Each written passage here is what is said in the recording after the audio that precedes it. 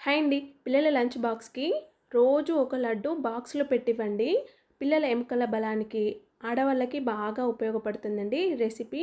ఎముకలు స్ట్రాంగ్‌గా ఉండడానికి ఈ రెసిపీ అయితే ఎలా చేసుకోవాలో చూసేద్దామా? దీనికోసం 1 కప్ వరకి నువ్వులను లో ఫ్లేమ్‌లో పెట్టుకొని చిటపటమనేంత వరకు ఫ్రై చేసుకొని ఒక ప్లేట్‌లోకి తీసుకొని పక్కన పెట్టేసుకోండి. ఏ కప్‌తో అయితే నువ్వులను తీసుకున్నామో అదే కప్ తోటి బెల్లంని తీసేసుకొని వాటర్ ఏమి యాడ్ చేయకుండా బెల్లం మంచిగా కరిగించేసుకోవాలి.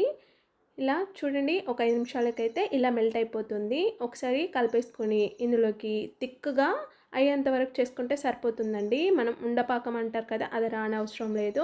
ఇప్పుడు ఇందులోకి కొంచెం యాలకుల పొడిని కూడా వేసేసి కలిపేసుకోవాలి. ఇక్కడ మీరు కొంచెం నెయ్యిని కూడా యాడ్ చేసుకోవచ్చండి.